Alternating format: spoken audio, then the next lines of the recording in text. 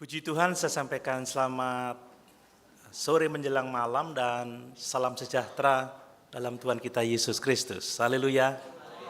Sungguh bersyukur kita boleh kembali beribadah bersama-sama untuk menyembah Dia yang telah mengasihi kita, yang telah menyelamatkan jiwa kita, untuk memuja, memuliakan Dia yang telah menganugerahkan kehidupan yang kekal kepada kita.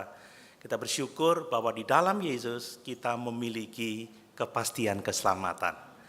Mari sebelum saya menyampaikan firman Tuhan, saya mau memberitahukan bahwa Ibu Gembala tidak bersama-sama dengan kita. Biasanya kalau kebaktian sore beliau ikut beribadah, tetapi kemarin hari Sabtu sekitar jam 10 malam dirawat di Rumah Sakit Jember Klinik.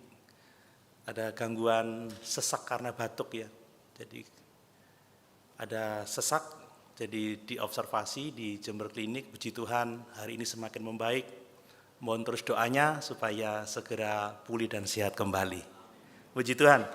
Mari saya akan melanjutkan khotbah saya dari Kisah Para Rasul dan mari kita membaca di dalam Kisah Para Rasul pasal 19 ayat 21 sampai ayat yang ke-40. Cukup panjang, tapi saya berharap kita bisa membaca dengan sungguh-sungguh, dengan cermat, dengan teliti. Ada pesan firman Tuhan yang sangat penting yang perlu kita perhatikan bersama. Diberi judul perikop, Demetrius menimbulkan huru-hara di Efesus. Kemudian daripada semuanya itu, Paulus bermaksud pergi ke Yerusalem melalui Makedonia dan Akhaya. Katanya, sesudah berkunjung ke situ, aku harus melihat Roma juga. Lalu ia menyuruh dua pembantunya, yaitu Timotius dan Erastus, mendahuluinya ke Makedonia, tetapi ia sendiri tinggal beberapa lama lagi di Asia. Kira-kira pada waktu itu timbul huru-hara besar mengenai jalan Tuhan. Sebab ada seorang bernama Demetrius, seorang tukang perak, yang membuat kuil-kuilan Dewi Artemis dari perak. Usahanya itu mendatangkan penghasilan yang tidak sedikit bagi tukang-tukangnya. Ia mengumpulkan mereka bersama-sama dengan pekerja-pekerja lain dalam perusahaan itu dan berkata, saudara-saudara, kamu tahu bahwa kemakmuran kita adalah hasil perusahaan ini. Sekarang kamu sendiri melihat dan mendengar bagaimana Paulus bukan saja di Efesus tetapi juga hampir di seluruh Asia telah membujuk dan menyesatkan banyak orang dengan mengatakan bahwa apa yang dibuat oleh tangan manusia bukanlah dewa. Dengan jalan demikian, bukan saja perusahaan kita berada dalam bahaya untuk dihina orang, tetapi juga kuil Artemis, dewi besar itu, berada dalam bahaya akan kehilangan artinya. Dan Artemis sendiri, Artemis yang disembah oleh seluruh Asia dan seluruh dunia yang beradab, akan kehilangan kebesarannya. Mendengar itu meluaplah amarah mereka, lalu mereka berteriak-teriak katanya, besarlah Artemis dewi orang Efesus. Seluruh kota menjadi kacau dan mereka rame-rame membanjiri gedung kesenian serta menyeret Gaius dan Aristarkus, keduanya orang Makedonia dan teman seperjalanan Paulus. Paulus mau pergi ke tengah-tengah rakyat itu, tetapi murid-muridnya tidak mengizinkannya. Bahkan beberapa pembesar yang berasal dari Asia, yang bersahabat dengan Paulus, mengirim peringatan kepadanya supaya ia jangan masuk ke gedung kesenian itu. Sementara itu orang yang berkumpul di dalam gedung itu berteriak-teriak. Yang seorang mengatakan ini dan yang lain mengatakan itu. Sebab kumpulan itu kacau balau dan kebanyakan dari mereka tidak tahu untuk apa mereka berkumpul.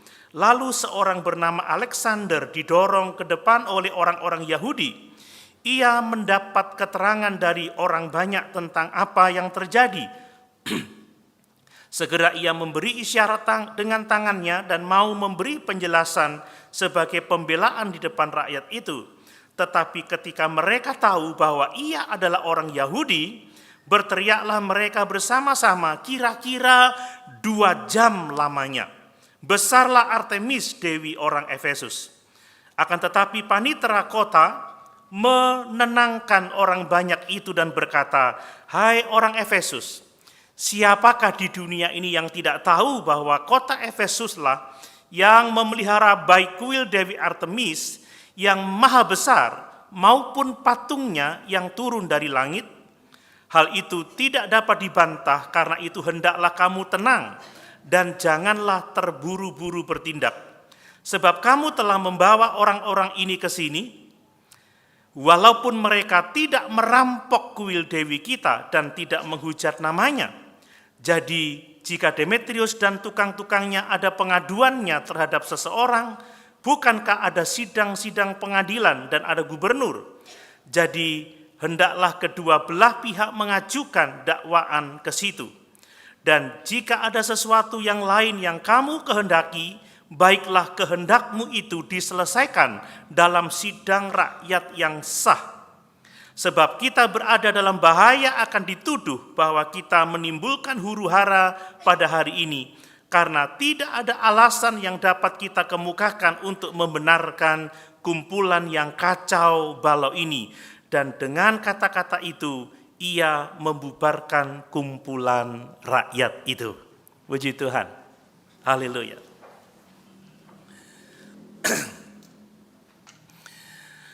Bapak Ibu saudara yang dikasihi oleh Tuhan, pada kesempatan ini kita akan belajar kebenaran tentang mengapa ya banyak pertentangan terhadap gereja Tuhan. Mengapa gereja di mana-mana dilawan, bahkan terjadi persekusi. Mungkin Bapak Ibu satu waktu pernah mempertanyakan itu, kenapa gereja-gereja perjanjian baru, gereja mula-mula mereka menderita aniaya, mereka dipersekusi juga gereja-gereja sekarang ini, tidak hanya di negeri kita. Mungkin Bapak Ibu sempat melihat TikTok atau YouTube. Ada salah satu gereja di Jawa Timur, di salah satu kabupaten yang dipersekusi. Apalagi di dunia ini ada banyak gereja yang menderita aniaya. Dan ayat-ayat yang kita baca menjawab pertanyaan mengapa orang menentang gereja. Mengapa orang menentang Injil Yesus Kristus. Kita membaca di sini bagaimana Lukas melaporkan adanya huru-hara yang sangat besar. Huru-hara yang dipicu oleh Rasul Paulus dan gereja yang baru didirikannya di Efesus. Huru-hara ini dipelopori oleh seorang tukang perak yang bernama Demetrius. Saya tidak pernah terjebak pada satu kerusuhan, ya, satu huru-hara, tetapi tentunya itu satu keadaan yang sangat mengerikan. Mungkin Bapak Ibu punya pengalaman yang seperti itu. Tapi saya sempat tidak huru-hara begitu banyak orang satu waktu saya masih pengerja, gereja yang kami layani itu dibakar, saudara. Waktu itu menjelang Natal, pada waktu kami persiapan Natal, itu gereja itu dilempar dengan bom Molotov. Mengerikan, mengerikan. Dan seperti yang terjadi di Efesus ini, meskipun Paulus tidak ada di dalam kerumunan huru-hara itu, pasti itu adalah cobaan yang sangat berat bagi dia. Kalau kita membaca di 1 Korintus pasal 15 ayat 32, Paulus pernah mengatakan bahwa dia menghadapi binatang buas di Efesus, kemungkinan dia merujuk kepada huru-hara yang disebabkan oleh Demetrius ini. Coba kita baca 1 Korintus 15 ayat 32. 1 Korintus pasal 15 ayat 32. Saya ingin Bapak Ibu memahami latar belakangnya.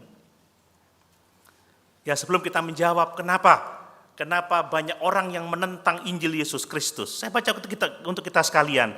Kalau hanya berdasarkan pertimbangan-pertimbangan manusia saja, aku telah berjuang melawan binatang buas di Efesus. Kemungkinan ketika dia berbicara atau menulis itu, dia merujuk kepada kumpulan orang yang digerakkan oleh Demetrius untuk mengadakan huru-hara menentang Injil, menentang gereja Tuhan. Dan kemungkinan ini juga yang dia tulis kepada jemaat di Korintus, ya. Coba kita baca 2 Korintus pasal 1 ayat 9 sampai 10. 2 Korintus 1. 2 Korintus 1 ayat 9 sampai 10. Kemungkinan ini juga merujuk kepada peristiwa huru-hara itu. Ya, ditulis seperti ini. Bahkan kami merasa seolah-olah kami telah dijatuhi hukuman mati. Bayangkan kerumunan banyak orang Bapak Ibu. Gedung kesenian itu masih ada sisa-sisanya sekarang, itu bisa menampung 24.000 orang. Ya, kami merasa seolah-olah kami telah dijatuhi hukuman mati. Tetapi hal itu terjadi supaya kami jangan menaruh kepercayaan pada diri kami sendiri, tetapi hanya kepada Allah yang membangkitkan orang-orang mati. Dari kematian yang begitu ngeri, ya ini bicara tentang kerusuhan itu. Dari kematian yang begitu ngeri, ia telah dan akan menyelamatkan kami. Kepadanya kami menaruh pengharapan kami bahwa ia akan menyelamatkan kami lagi. Jadi ini pengalaman yang sangat-sangat mengerikan. Pengalaman yang dia katakan berhadapan dengan binatang buas. Pengalaman yang Paulus katakan diperhadapkan dengan kematian yang begitu ngeri. Bapak Ibu, sebagian besar dari kita tidak pernah ya mengalami pertentangan yang begitu berat karena iman kita kepada Yesus. Ya, kita berdoa mudah-mudahan kita tidak akan pernah mengalaminya. Amin Bapak Ibu. Tetapi kita juga tidak akan terkejut kalau seandainya Tuhan mengizinkan kita mengalami pertentangan yang hebat seperti itu. Ya, seperti tadi sudah saya singgung, kita melihat banyak orang-orang Kristen di negara-negara lain telah sangat menderita karena iman mereka. Injil ditentang, Injil dilawan. Tidak terkecuali saudara. Ada kemungkinan kalau kita sungguh-sungguh melayani Yesus, kalau kita sungguh-sungguh memberitakan Injil keselamatan itu, kita akan mengalami pertentangan yang hebat itu. Saya membaca satu buku, kemungkinan besar Lukas menulis kisah ini untuk memberikan pembelaan bagi iman Kristen. Bahwa sebenarnya iman Kristen itu adalah agama yang sah pada waktu itu, ya, tidak bertentangan dengan hukum atau pemerintahan bangsa Romawi. Ingat buah roh, ya tidak ada hukum yang menentang hal-hal itu. Karena itu sebenarnya siapa yang menganiaya gereja Kristen itu melanggar hukum Romawi. Dan Lukas menunjukkan hal ini dengan menceritakan bagaimana pembesar-pembesar Asia itu bersahabat dengan Paulus. Jadi bagi mereka kekristenan bukan ancaman bagi bangsa Roma. Dan juga bagaimana panitera kota itu membela Paulus, membela kekristenan. Ya, pada waktu itu kita melihat ada dua orang, ya teman seperjalanan Paulus yang ditangkap dan akan diadili, tetapi mereka dilepaskan oleh pembesar-pembesar itu, bahkan oleh panitera kota. Jadi fakta bahwa pembesar-pembesar kota itu bersahabat dengan Paulus menunjukkan bahwa gereja tidak pernah menjadi ancaman bagi siapapun juga. Amin. Tetapi anehnya gereja selalu ditentang, gereja selalu menderita. Dan saya juga melihat bahwa Lukas menuliskan peristiwa ini untuk menunjukkan bahwa secara rohani satu-satunya hal yang dapat dipakai untuk melawan Injil adalah huru-hara. Ya, protes. Karena sebenarnya agama-agama di dunia ini tidak punya kekuatan untuk menentang kebenaran Injil Yesus Kristus.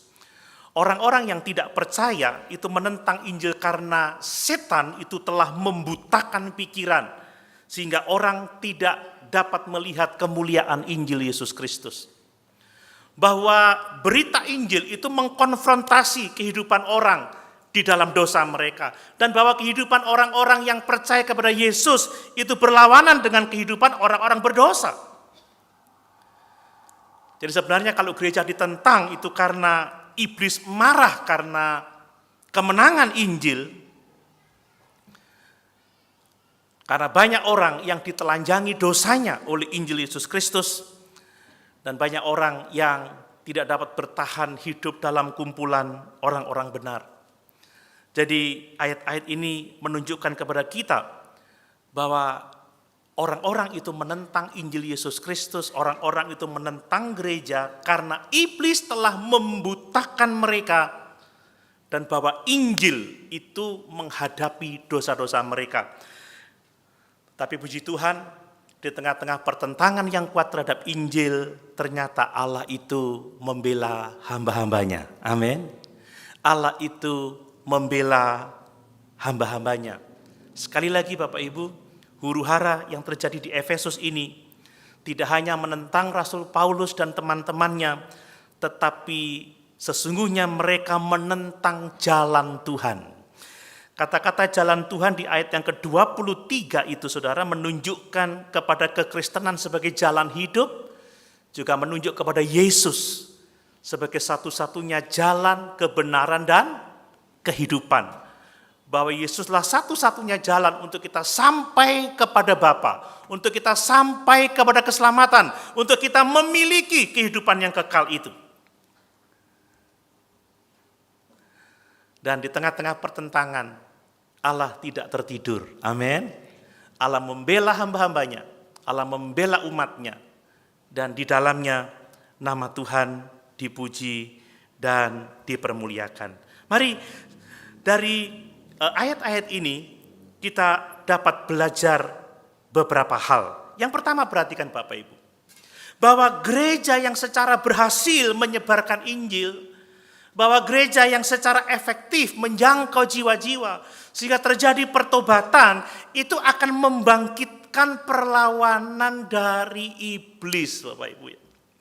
Ini yang menyebabkan kenapa banyak orang yang menentang Injil Yesus Kristus, karena gereja memberitakan kebenaran, karena gereja menjangkau jiwa-jiwa, karena gereja membawa orang kepada Yesus. Ya kadang-kadang apa sih salahnya orang Kristen ya? Orang Kristen kan terkenal baik ya, baik kepada tetangganya, baik kepada lingkungan di sekitarnya. Biasanya orang Kristen itu kalau bekerja, dia menjadi pekerja yang teladan, pekerja yang baik. Orang Kristen itu warga negara yang baik. Tetapi mengapa ada banyak perlawanan terhadap kekristenan? Mengapa ada banyak perlawanan terhadap Injil? Jawabannya adalah karena ada makhluk rohani yang sangat jahat, yaitu iblis yang menentang Tuhan dan menentang Tuhan dan Juru Selamat kita Yesus Kristus. Amin. Itu jawabannya. Coba kita baca di dalam Efesus 6 ayat 12. Efesus pasal 6 ayat 12.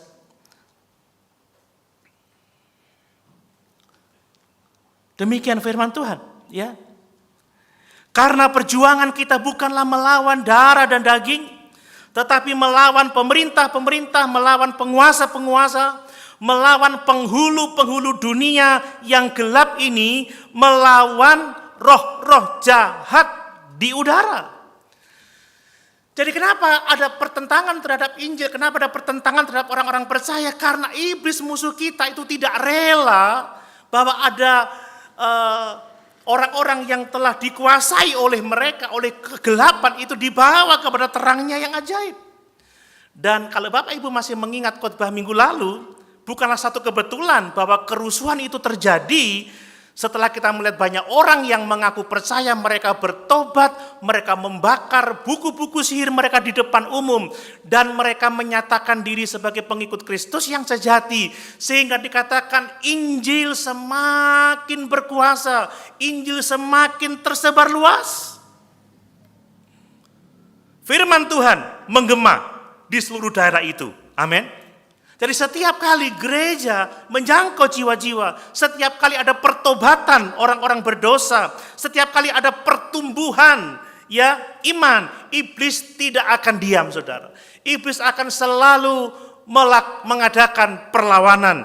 Iblis pasti melakukan serangan itu. Ingat kata Rasul Petrus, musuh kita, si iblis itu berjalan keliling seperti singa yang mengaum-ngaum, mencari orang yang dapat ditelannya.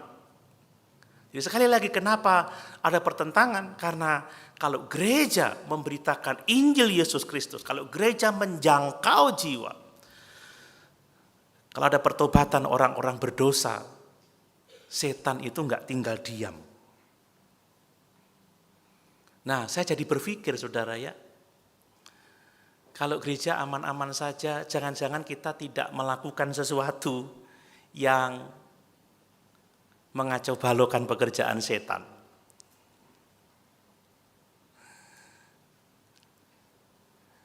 Jangan-jangan kita tidak efektif memberitakan firman. Saya menemukan bahwa kalau Injil benar-benar diberitakan, biasanya, dan itu yang kita baca di Alkitab, akan selalu ada pertentangan.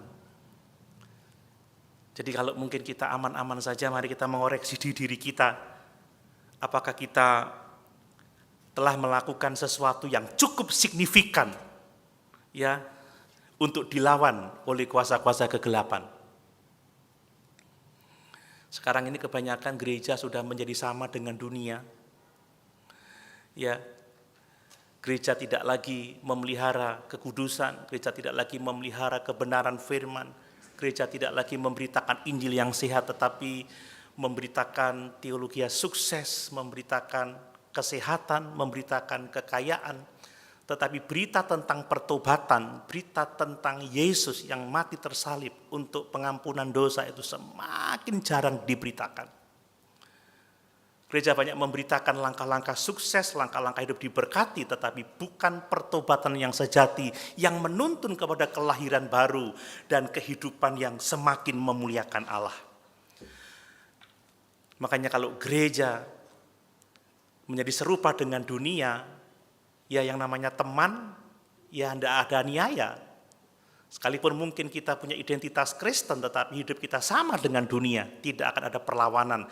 Tetapi kalau kita gereja menjadi seperti Yesus, memberitakan kebenaran, ya kita mengacau, memutarbalikkan kehidupan kuasa-kuasa kegelapan, pasti akan ada perlawanan. Apakah kita siap menerima perlawanan karena kita memberitakan Yesus? Amin. Amin. Bapak Ibu, burung Raja Wali, dia tidak akan terbang bersama-sama dengan burung-burung lainnya karena pasti akan dimangsa burung-burung lainnya itu. Kalau kita adalah anak-anak Tuhan, kita tidak akan berjalan beriringan dengan orang-orang yang tidak percaya. Kita akan menjadi beda, kita akan menerangi kegelapan dunia ini. Dan kita akan menggarami dunia ini. Dan jangan heran, jangan kaget kalau kita melakukan itu akan ada pertentangan. Tetapi kata Tuhan Yesus, berbahagialah orang yang dianiaya sebab kebenaran. Karena upah kita besar dalam kerajaan surga. Yakin kita ada di jalan yang benar. Amin. Nah, kemudian saya mau menunjukkan bahwa sebenarnya kekuatan gereja di Efesus yang menjungkir balikkan kondisi masyarakat yang dikuasai oleh kuasa-kuasa kegelapan pada waktu itu adalah kekuatan rohani. Itu bukan kekuatan politik. Ya. Paulus, teman-temannya, Gaius, Aristarkus, Timotius, Erastus, mereka tidak melakukan kekuatan politik untuk mengganggu kuil Dewi Artemis itu. Mereka tidak demo untuk menutup kuil itu, mereka tidak berusaha untuk berdemonstrasi atau melakukan upaya-upaya secara politik, tetapi kekuatan rohanilah yang telah menyebabkan banyak orang yang bertobat. Amin. Banyak orang meninggalkan dosa-dosa mereka. Buktinya Gaius dan Aristarkus yang ditangkap dan diajukan pada sidang rakyat pada waktu itu, sekalian itu sidang yang kacau balau ya, karena itu adalah huru-hara, tapi boleh bisa dikatakan seperti itu, hendak dihakimi pada waktu itu, dibela oleh pembesar-pembesar Asia. Dibela oleh panitera kota itu. Saudara-saudara, orang-orang yang kamu bawa ini, Gaius, ya, mereka tidak melakukan sesuatu yang jahat. Mereka tidak merampok kuil dewi kita. Tidak menghujat nama dewi kita. Tidak ada yang dapat kita benarkan dengan melakukan huru-hara ini. Bapak Ibu, ini kekuatan rohani. Begitu banyak orang yang bertobat karena kuasa rohani, kekuatan Injil yang mengubahkan itu. Jadi kalau kita mau melawan kuasa-kuasa kegelapan, ya memang ada kalanya ya. Paulus juga menggunakan sarana politik seperti dia mengatakan, aku juga warga negara Roma, aku berhak diadili. Kadang-kadang tokoh-tokoh gereja abad pertengahan juga melakukan itu, tetapi sebenarnya Bapak Ibu, fokus kita seharusnya adalah menunjukkan kuasa rohani melalui kehidupan kita yang saleh, melalui pelayanan pemberitaan Injil, karena Injil adalah kekuatan Allah yang menyelamatkan setiap orang yang percaya kepadanya. Kalau Bapak Ibu mau mengubah hidup rumah tanggamu, mengubah orang-orang yang ada di sekitarmu, jangan menggunakan kekuatan politik, tapi gunakan kekuatan kuasa Roh Kudus untuk menolong mereka. Kekuatan Injil Bapak Ibu. Ya, kita tidak menggunakan cara-cara duniawi, tetapi tugas kita adalah pergi jadikan semua bangsa muridku.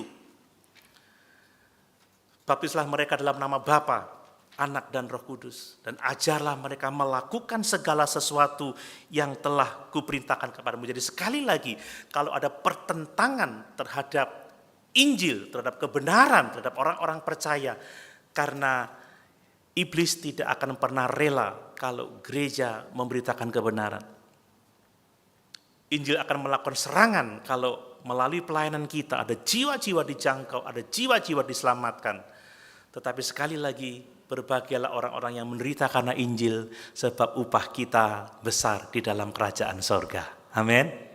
Itu luar biasa. Hal yang berikutnya Bapak Ibu, ternyata orang-orang itu menentang Injil karena apa? Karena iblis itu membutakan pikiran orang-orang itu. Karena Injil itu melawan cara hidup mereka yang berdosa. Ya, perhatikan bagaimana iblis itu telah membutakan pikiran orang-orang yang mengadakan huru-hara itu.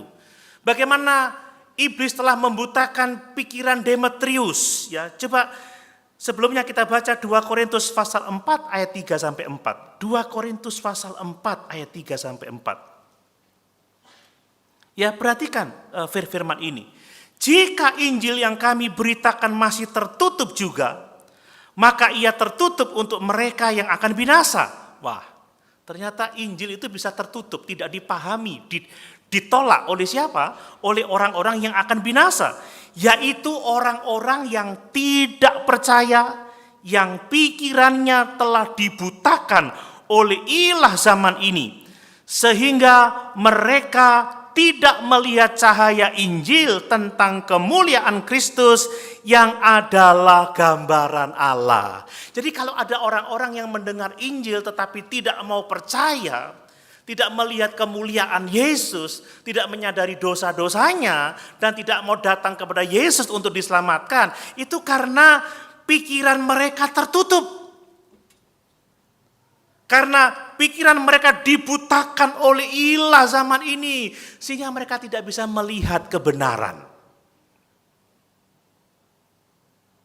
Bapak Ibu, kalau kita bisa selamat hari ini, karena Allah telah memindahkan kita dari kuasa kegelapan kepada kerajaan anaknya yang ajaib itu. Amin. Ini realitas, kalau kita bisa mengenal Injil, mengerti Yesus itu Tuhan, itu hanya oleh karena kita telah diberi kuasa, dibuka mata rohani kita, dibuka pikiran kita oleh terang Kristus.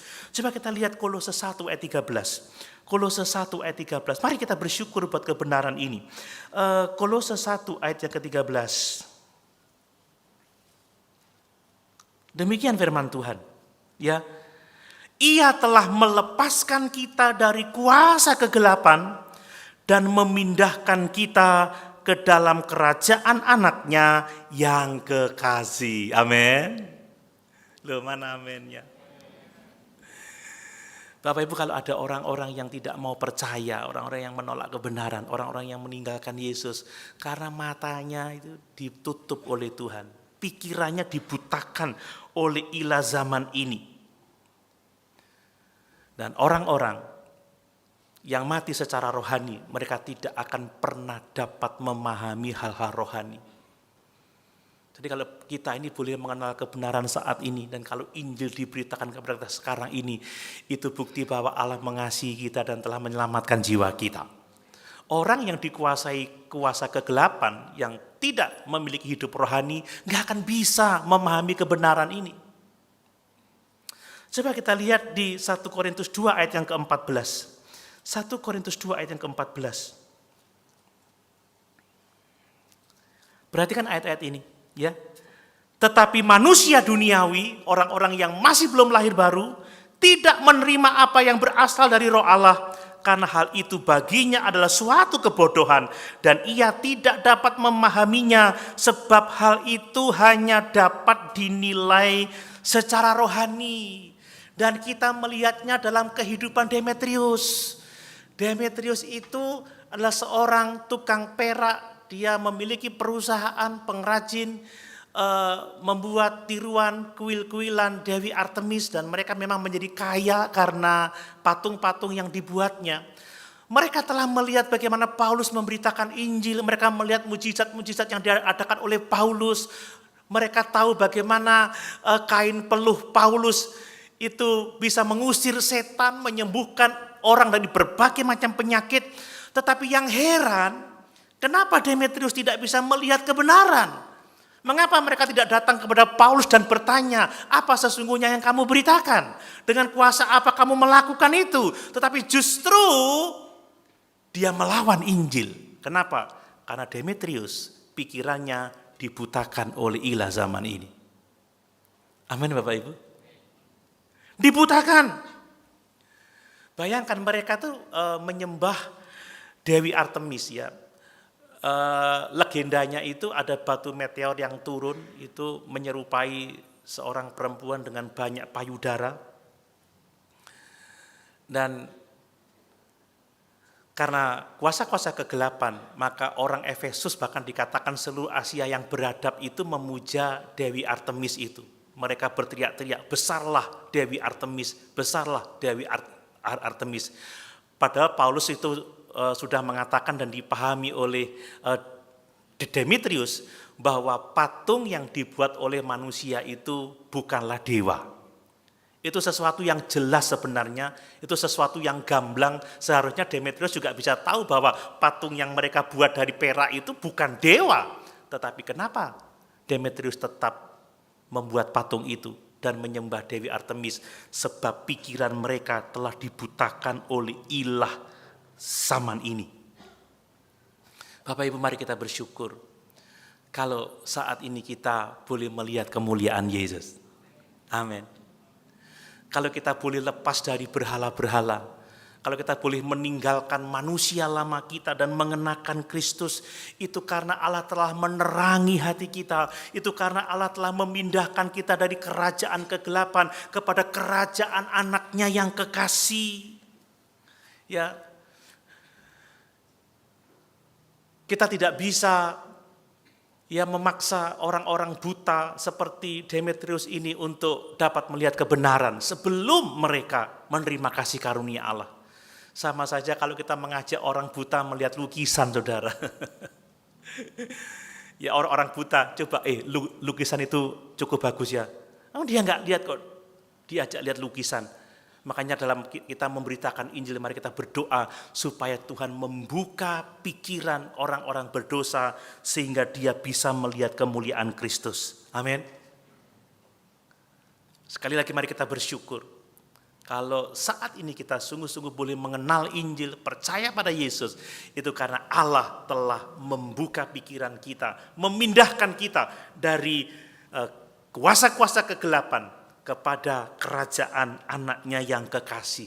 Nah, kemudian bahwa Injil itu sendiri bertentangan dengan gaya hidup orang-orang yang berdosa. Kenapa sih orang risih sama Injil? Karena firman yang diilhamkan oleh Allah itu bermanfaat untuk apa? Untuk menyatakan kesalahan, untuk memperbaiki kelakuan, untuk menuntun orang kepada kebenaran.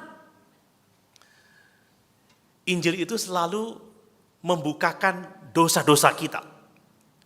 Karena semua orang telah berdosa dan telah kehilangan kemuliaan Allah. Kenapa sih?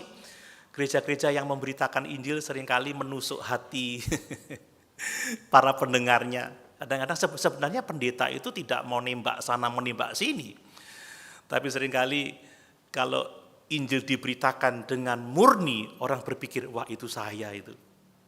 Wah, tapi jangan berkatakan, wah Pak Pendeta ini nyinggung saya. Nggak suka sama saya. Kenapa dia kok ngoreksi hidup saya? Tidak, karena memang Injil itu berbicara tentang dosa. Kalau Injil hanya menampilkan Yesus yang baik, Yesus yang tidak berurusan dengan dosa, Yesus yang akan menolong kita menjadi sukses, menjadi sehat, menjadi berhasil, maka itu bukan Injil. Karena Injil di dalam 1 Korintus pasal 15 ayat 3 dan 4 mengatakan bahwa yang sangat penting telah kusampaikan kepadamu ialah bahwa Kristus telah mati karena dosa-dosa kita. Bahwa ia telah dikuburkan dan dibangkitkan pada hari yang ketiga. Itu Injil. Injil selalu berurusan dengan dosa. Dan orang yang mencintai dosa paling gak seneng kalau diganggu kenyamanannya dalam dosa. Makanya kenapa seringkali orang marah terhadap kekristenan, terhadap Injil. Karena gak mau saudara keluar dari kegelapan. Gak mau dikoreksi, gak mau ditegur, gak mau dinasihati. Marah seringkali karena nyaman dengan keberdosaannya. Dan bahwa kehadiran orang-orang benar itu seringkali mengganggu kenyamanan orang-orang berdosa. Ingat, orang fasik tidak dapat bertahan dalam kumpulan orang berdosa. Bapak Ibu, kalau kita kumpulan orang benar, orang fasik nggak akan tahan. Coba kita lihat ayatnya, Mazmur pasal 1, supaya kita percayakan hal itu.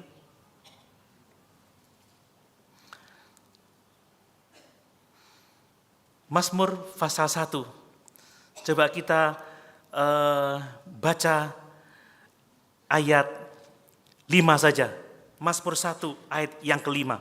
Sebab itu orang fasik tidak akan tahan dalam penghakiman.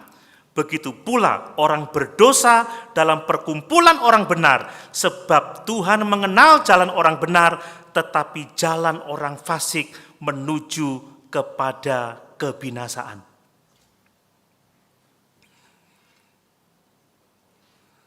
Jadi kenapa ada begitu banyak orang yang menentang Injil? Karena mereka dibutakan pikirannya oleh kuasa-kuasa kegelapan. Karena mereka tidak tahan dikoreksi, tidak tahan dinasihati. Karena mereka tidak tahan dalam kumpulan orang-orang benar. Saudara, seringkali orang Kristen difitnah karena orangnya baik. Dan orang yang jahat tidak bisa lagi berbuat jahat karena kehadiran orang baik. Kita ini tidak disukai karena kita tidak mau diajak kompromi dengan dosa.